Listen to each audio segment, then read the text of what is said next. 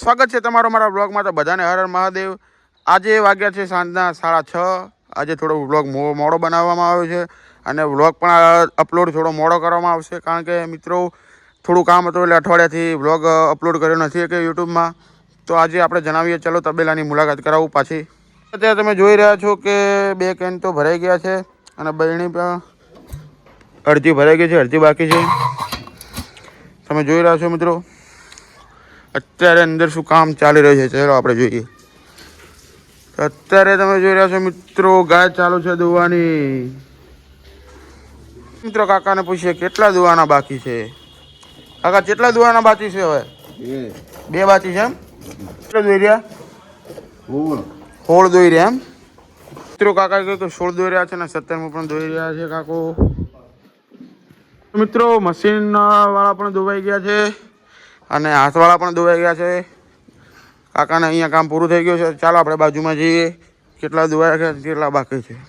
મિત્રો આપણે ચાલો અંદર આવી ગયા છે. અહીંયા મમ્મીની ભેંસો દોઈ રહ્યા છે. કેટલે દોઈ કેટલે બાકી છે આપણે પૂછી લઈએ. પણ મિત્રો તમે સામે જોઈ રહ્યા છો, મોર આવી ગયો છે. મોર તમે જોઈ રહ્યા છો, કેટલો સરસ લાગી રહ્યો છે મોર. મિત્રો આપણે પૂછીએ મમ્મીને કે તમે કેટલા દોઈ રહ્યા છો. મમ્મી કેટલા દોઈ રહ્યા ભેંસો? 11 દોઈ છે, 12 બાકી. 12મી બાકી છે એમ. 11 દોયા. તો તમે જોઈ રહ્યા છો, એક કેન અહીંયા છે ને 2 કેન ત્યાં હતા ને એક બહેણી હતી ને અહીંયા એક બહેણીની કેન છે. થોડુંક જ બાકી છે, એક ડોરાવે છે એટલે જ બાકી પછી પૂરું ભરાઈ જશે.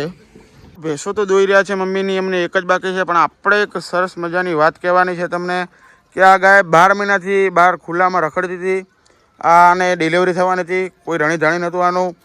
તો અમને ખબર પડી તો અમે હાલ બાંધી છે આપણા તબેલા પર અને વિયાવા થયેલી છે. આના 4 આંસળ બંધ છે, દૂધ આપતી નથી. પણ તેના બચ્ચાનો ઉછેર કરીને આપણે તેને છોડી દઈશું. મિત્રો તમે આ ગૌ માતા માટે એક લાઇક શેર અને સબસ્ક્રાઈબ કરી નાખજો. મિત્રો તમે જોઈ રહ્યા છો, મમ્મીની છેલ્લી ભેંસ બાકી છે અને દોવાની ચાલુ છે. આ ભેંસ પટી જાય પછી કામ પૂરું આજનું. આપણે આ બતાવવાનું બાકી રહી ગયું છે કે આ ભેંસ છે તેનું પાડું છે તે મરી ગયું છે, તે માટે તે એમને દોવા આપતી નથી. તે માટે તેને ઘોડીમાં બાંધવી પડે છે. તમે જોઈ રહ્યા છો કાકો તે દોઈ રહ્યા છે ભેંસને. ભેંસ તો છે બહુ ઘોડે મિત્રો, પણ છતાં તેને પાડા વગર ફાવતું નથી. તે માટે તેને છેલ્લા 1 મહિનાથી ઘોડીમાં દોવામાં આવે છે.